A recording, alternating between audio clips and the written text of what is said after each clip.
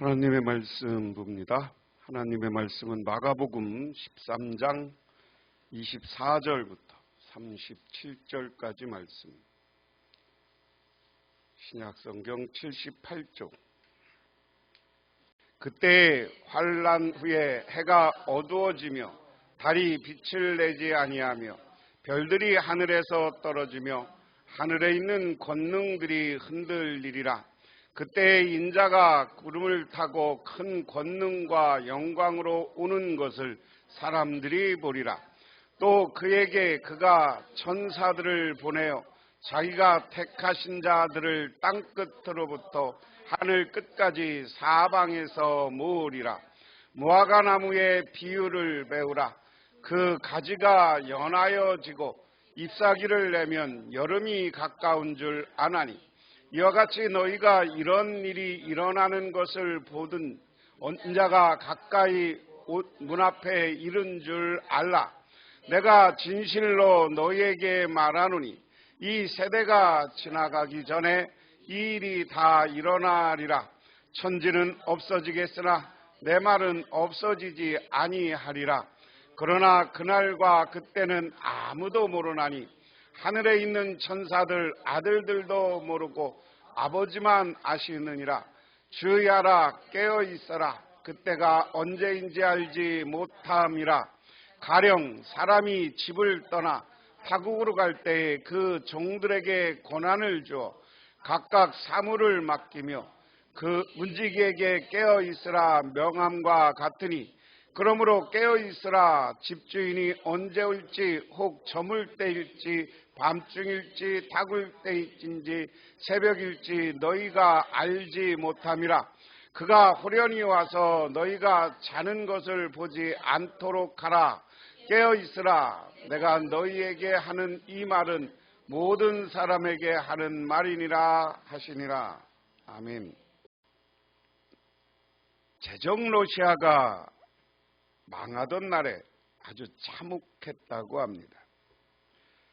코카서스의 기명들이 모스크바를 향해 쳐들어올 때, 모스크바의 피난 대열에는 금은보화를 잔뜩 실은 마차와 처녀들, 사제들, 그리고 귀족과 같은 부자들이 100만 명이나 이상이나 있었습니다. 먹을 것은 없고 날씨는 추워 영하 40도를 오르내리던 그 와중에 수많은 사람들이 얼어 죽고 병들어 죽었습니다.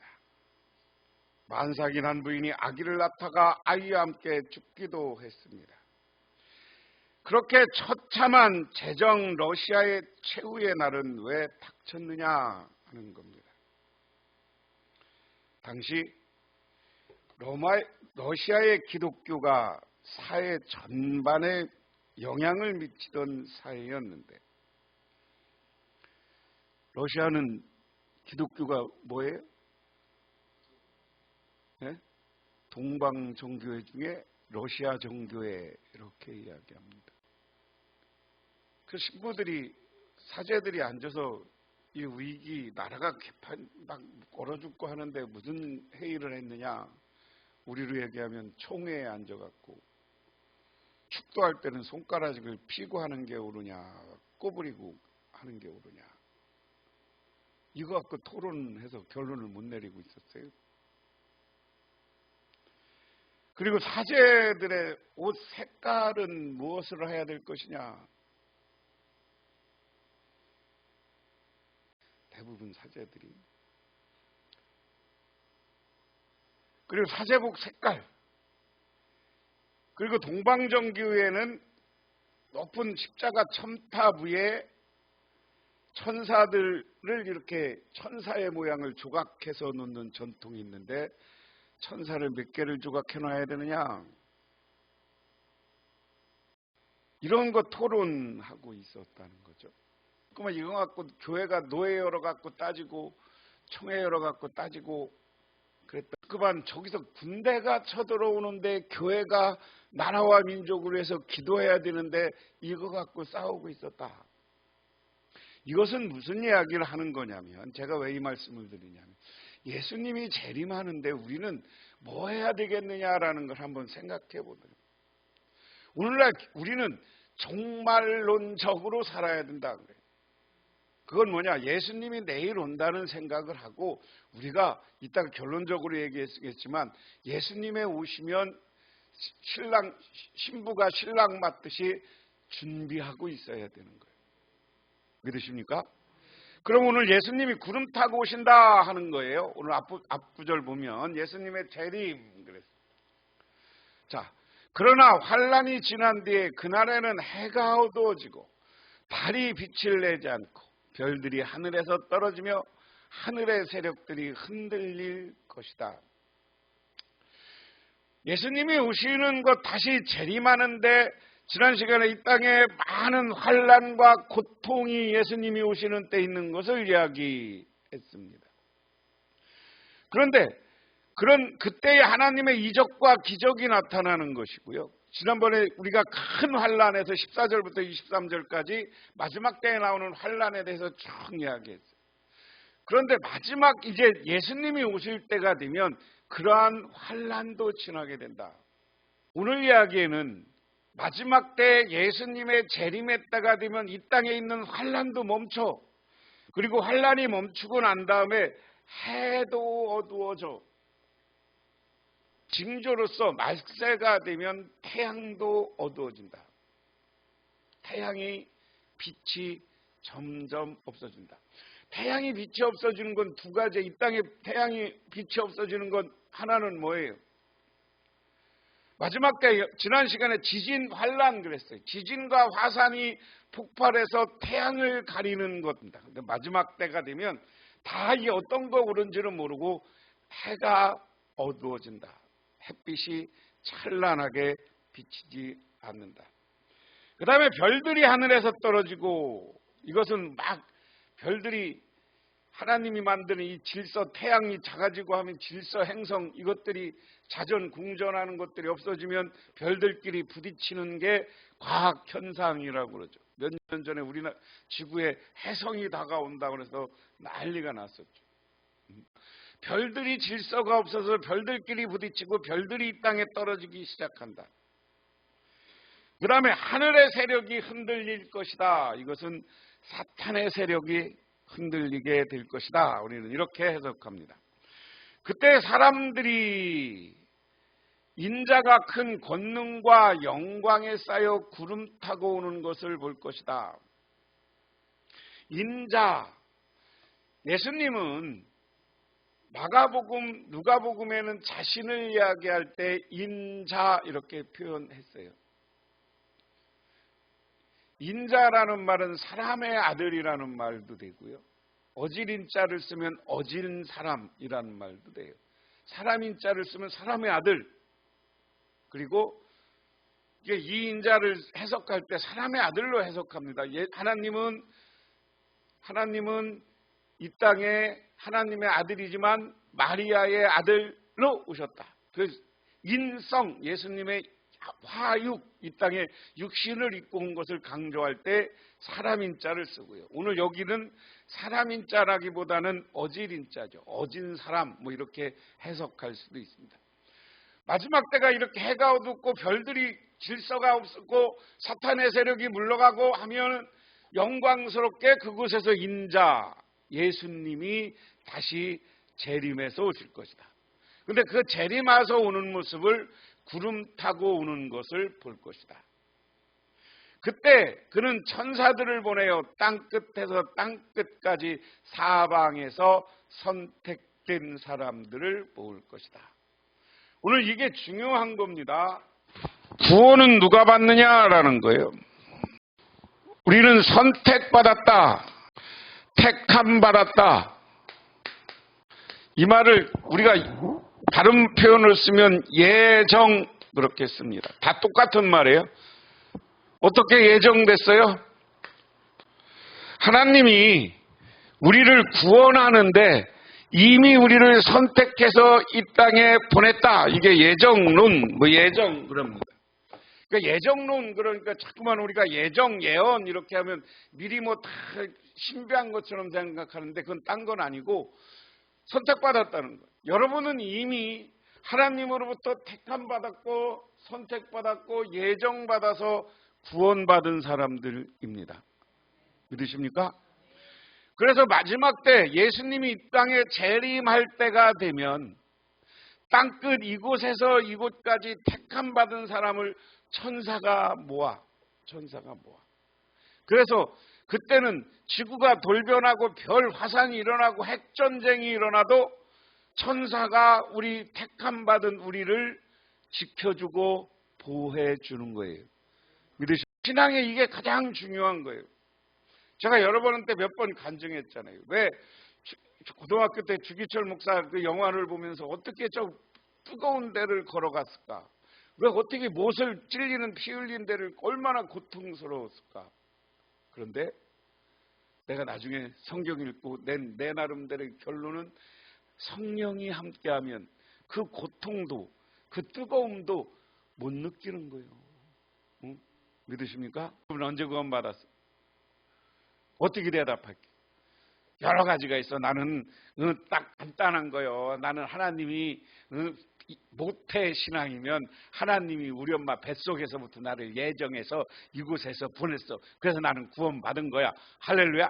그렇게 대답을 해야 되는 거예요. 근데 나중에 예수를 믿었으면 나중에 예수 믿은 사람도 나는 태어나기 전부터 하나님이 구원하기로 예정해서 이 땅에서 하나님의 일하라고 보낸 사람이야. 이렇게 대답을 해야 정상인 거예요. 믿으십니까? 그게 그 얘기예요. 그리고 구원받았으면 어떻게 되는데 나중에 천사들이 나를 지금도 지켜주고 계시다. 여러분들은 나중에 마지막 때가 되면 천사가 끝에서 끝에까지 택함받은 사람을 다 불러서 특별히 보호해 주시는 것처럼 지금도 하나님의 천사가 여러분을 지켜주시고 여러분을 붙잡아 주시고 여러분을 인도해 주시는 줄 믿으시기 바랍니다. 그래서 우리는 택함받은 사람이다. 하나님으로부터 선택받은 사람이다. 그리고 하나님으로부터 만세전부터 예정해서 이 땅에 사명자로 사역자로 주님께서 보내셨고 나를 구원하시는 것이다 하는 확신과 믿음을 가지시기를 바랍니다. 이게 중요한 거예요. 땅끝에서 땅끝. 그러니까 자꾸만 우리는 이제 구원의 확신이 없으면 이단들이 자꾸만 말세는 뭐 핵전쟁처럼 일어나고 불로 망하고 뭐 전쟁이 말세가 임박해갖고 막 그러면 무섭잖아. 그렇죠? 뭐 지난주에 대환란 공부한 것처럼 그런 환란이 오면 두렵잖아. 그런데 오늘 말씀의 핵심은 이 환란에 대한 마지막 결론은 그것도 멈추고 그 환란 속에서 천사가 와서 우리 택함받은 선택받은 우리를 지켜주시고 보호해 주시고 우리를 어디로? 하나님 나라로 이끌어 가신다. 이 지구가 사람이 살 수 없는 삭막한 불바다가 되면 거기서 이제 휴거가 나오는 거예요. 우리를 저 영원한 구름 타고 하나님 나라로 갔다 오게 우리의 그 하나님 나라로 우리를 인도해 주신다. 예수님이 구름 타고 재림하신다는 얘기는 우리도 구름 타고 하늘로 올라갈 수 있다는 거예요. 하나님이 그 구름 타는 예수님 구름 타는 그 구름 속에 우리를 태워주실 수 있다는 거예요. 믿으십니까? 그러니까 우리는 그 자부심과 자긍심을 갖고 예수를 믿고 나는 늘 구원받았다라는 확신을 가지시기를 바랍니다. 이솝우화의 사자랑 당나귀랑 여우랑 셋이 힘을 합쳐서 사냥을 했대요. 그런데 사냥한 것을 나누는데 사자가 당나귀한테 공평하게 나누라니까 딱 3등분을 했대요.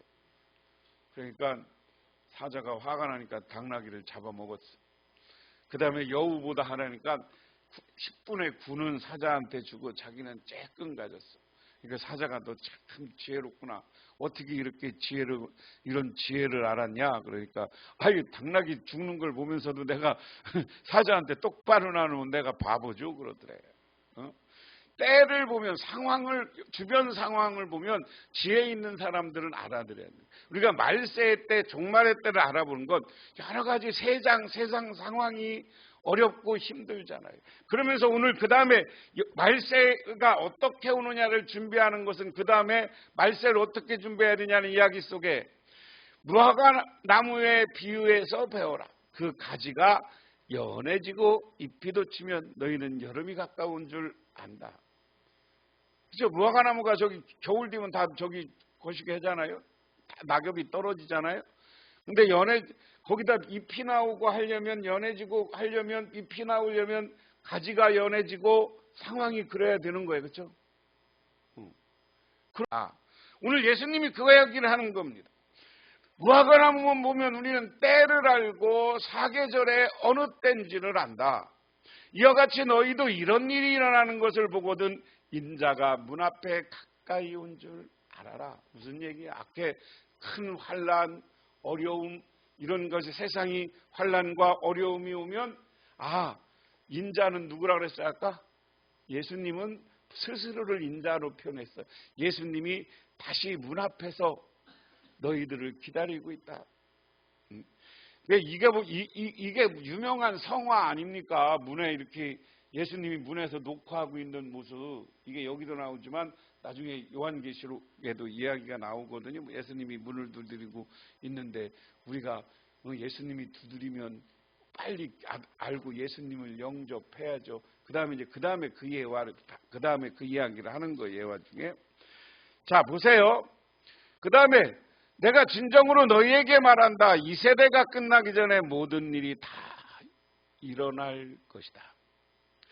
그래서 초대교회 교인들은 이 말씀을 그대로 받아들여서 자기들이 살아있는 동안, 예수님의 제자들은 살아있는 동안 예수님이 재림할 것으로 믿었어요. 근데 그 다음에 이제 우리가 성경을 보면 뒤에를 봐야 되는데 이 앞부분만 보고 이 세대를 따라서 내가 올 것이다 그래서 초대교회 예수님이 내일 올 것이다라고 생각하고 내가 죽기 전에 온다고 생각하면 이 땅에서 삶에 큰 의미가 없는 거예요. 예수를 위해서 사는 게 더 중요한 거예요. 오늘 우리도 예수님이 내일 온다고 생각하면 예수를 위해서 사는 것보다 내가 천국 가는 게 더 중요하잖아요. 그러니까 너 예수 믿지 마 하는 사람들 앞에서 과감하게 순교할 수 있는 거예요. 근데 지금은 우리나라는 순교의 시대는 아니니까 너무 또 목사님이 나 순교하라고 그런다고 너무 그러지 마세요. 순교하려면 지금 저기 가세요. 아프리카 저기 아랍 지역, 중국 이런 데 선교사로 나가면 잘못하면 순교해야 요새. 인도도 그렇고. 자, 그래서 제자들은 이게 너희 세대라고 그러는 게 이 세대. 근데 이것은 이제 우리가 요즘 새롭게 해석할 때 왜 예수님이 이게 이 시대가 아니라 이 세대가 아니라 오늘날 예수님의 하나님의 시간과 우리의 시간은 다르다라는 개념이죠. 그래서 예수님에는 한 세대가 1000년일 수도 있고 10,000년일 수도 있다. 근데 그걸 우리의 시간 개념으로 계산하지 말아라 하는 겁니다. 하늘과 땅은 없어질지라도 나의 말은 절대 없어지지 아니할 것이다. 하늘과 땅은 없어져. 이게 이제 유명한 겁니다. 예수님의 말씀은 영원하다. 왜 그럴까요? 하나님 나라에서도 예수님의 말씀은 영원히 빛나는 말씀이고 하나님 나라의 삶에 살아가는 모습이기 때문에 그렇다. 우리는 이렇게 받아들이면 됩니다. 그러나 그날과 그때는 아무도 모른다. 하늘의 천사들도 모르고 아들도 모르고 오직 아버지만 아신다. 자, 오늘 여기서 예수님이 못 박는 거예요. 그날은 나도 몰라. 지금 예수님은 그 이야기예요. 근데 이제 어떤 학자들이 예수님이 하나님의 아들인데 몰랐냐 뭐 이런 질문을 할 수 있지만 예수님 자신도 그날은 언제인지 모른다. 그러면서 오늘 예수님은 뭐라고 하는 거냐. 그럼 그것을 어떻게 해야 돼? 너희는 준비하는 게 중요한 거지 날짜에 신경 쓰지 말라는 거예요. 믿으십니까? 그래서 조심하고 깨어 있어라. 그때가 언제인지를 너희가 모르기 때문이다. 너희도 모르고 우리도 모르고 조심해서 깨어 있어라. 사정은 여행하는 어떤 사람 경우와 같은데 그가 짐을 나갈 때 자기 종에게 권한을 주어서 각 사람에게 할 일을 맡기고 문지기에게 깨어 있으라 명령하였다. 그러므로 깨어있으라. 집주인이 먼저 올는지 저녁 일는지 한밤중일는지 다굴 무렵인지 이른 아침 인력인지 너희가 알지 못하기 때문이다. 주인이 갑자기 와서 너희가 잠자고 있는 것을 보게 된 일이 없도록 하여라. 이제 앞에 거죠. 그날은 모르니까 우리는 어떻게 이걸 이제 비유를 어떤 주인이 가면서 니들 깨어있어 나 언제 올지 모르니까 대문 너 열어줘야 돼. 옛날에 집은 부잣집은 그 하인들 종들이 어디 살았어요? 문간방 살았잖아. 대문 옆에. 왜 대문 옆에 사느냐? 깨어서 대문 열어주라고 거기 사는겨. 이리 오너라 그러면 우리 동양도 옛날에 양반집은 이 문간 여기가 하인들이 쭉 사는겨. 그래서 이리 오너라. 그래서 제일 옆에 있는 게 문지기라고 문지기. 요즘 우리로 얘기하면 문간방에 있는 사람 주인이 깨어있으라 그러면 깨어있는 게 정상인 거죠. 그렇죠? 그런데 주인이 낮에 올지 밤에 올지 새벽녘에 올지 모르는데 아유 모르겠다 하고 잤는데 주인이 와서 이리 오너라 하고 문을 열으라고 했는데 잠에 푹 빠져서 문을 안 열어주면 어떡한다는 거예요? 화가 나겠죠. 그게 이제 오늘 아까 이야기한 것 때가 되면 예수님이 인자가 너희 문 앞에 와 있을 것이다라는 게 이 비유를 통해서 이야기하는 거예요. 예수님이 우리를 구원하기 위해서 우리에게 오시면 우리는 예수님을 할렐루야 찬양하고 맞이해야죠. 아까 찬양하면서 예수님은 구름 타고 나팔 불면서 오는데도 그 예수님을 맞이하지 못하고 나는 모르고 다 그러고 있으면 어떡합니까?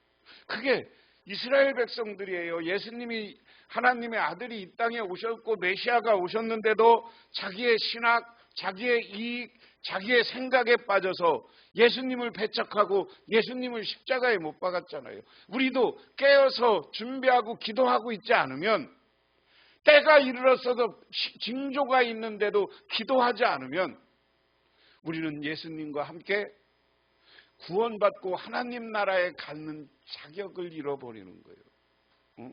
천사가 와서 여러분들을 나오라고 와서 같이 가자고 할 때 천사 품으로 와야 구원받고 천국 가는 거예요. 근데 자느냐고 천사도 못 만나고 예수님도 못 만나면 지옥불에 떨어지게 된다 하는 겁니다. 그래서 오늘 말씀의 중요한 것 예수님이 반드시 재림하는데 우리는 시기가 중요한 게 아니라 예수님이 오신다는 생각을 가지고 예수님을 신랑이고 내가 신부를 하듯이 단장하고 기도하고 깨어서 예수님을 기다리는 사람이 되시기를 바랍니다.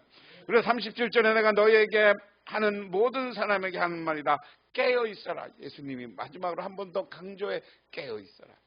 이것은 영적으로 깨어 있어야 됩니다. 우리가 기도해야 됩니다. 하나님과 늘 소통하고 성령 충만한 사람이 될 때 우리가 깨어 있는 사람이 되는 줄 믿으시기 바랍니다. 이야기 하나만 하고 마칩니다. 청교도 시대 영국에서 의회가 모였어요. 여러 가지 나라의 의미가 오늘 본문하고 비슷해서 예수님이 재림할지 모른다. 그러니까 의회 국회의원들이 뭐 했냐? 의논하다가 갑자기 하늘이 막 천지가 그냥 변하고 막 구름이 잔뜩 끼고 하니까 예수님이 오는지 모른다고 이 의회를 정해합시다 그랬대. 누가? 그러니까 거기 신실한 청교도가 우리는 예수님이 오셔도 우리가 할 일을 하고 있어야 됩니다.